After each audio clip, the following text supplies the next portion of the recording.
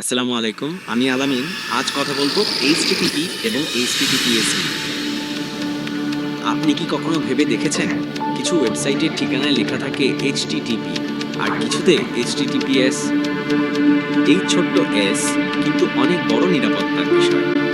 আজকের ভিডিওতে আমরা জানব -HTTP আর HTTPS এর মধ্যে পার্থক্য এবং HTTP ওয়েবসাইট ব্যবহারের ঝুঁকি।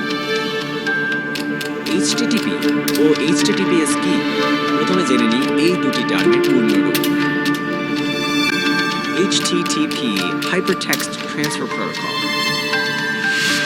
HTTPS Hypertext Transfer Protocol Secure।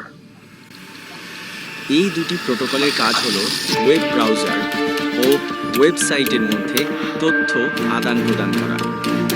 কিন্তু HTTPS যেখানে তথ্য এনক্রিপ্ট করে পাঠায়, HTTP সেখানে তথ্য পাঠায় সাধারণভাবে, অর্থাৎ প্লেন টেক্সট হিসেবে। HTTPS কেন নিরাপদ? HTTPS ওয়েবসাইটে একটি SSL বা TLS সার্টিফিকেট থাকে যা ডেটাকে এনক্রিপ্ট করে। মানে হলো কেউ চাইলে মাঝপথে সেই তথ্য পড়তে বা বদলাতে পারে না। এটা ঠিক যেন আপনি এক ফাঁকা খালি চিঠি পাঠাচ্ছেন HTTP আর একটার মধ্যে তালা দেওয়া একটি বাক্সে HTTPS। কারটা নিরাপদ বুঝতেই পারছেন। HTTP ওয়েবসাইটের ঝুঁকি। HTTP ওয়েবসাইট ব্যবহার করলে এসব ঝুঁকি হতে পারে। ডেটা চুরি, পাসওয়ার্ড, কার্ড ব্যবহার সহজে হ্যাকার করে ফেলতে পারে। ম্যান ইন দ্য মিডল আক্রমণ, হ্যাকার মাঝখানে ঢুকে তথ্য বদলে দিতে পারে। ব্রাউজারে সতর্ক বার্তা নট সিকিউর লেখা আসে, যা বিশ্বাসযোগ্যতা কমায়। ভুয়া ওয়েবসাইট, -SSL না থাকলে ওয়েবসাইটের আসল পরিচয় যাচাই করা যায় না। কিভাবে বুঝবেন ওয়েবসাইট HTTPS কিনা?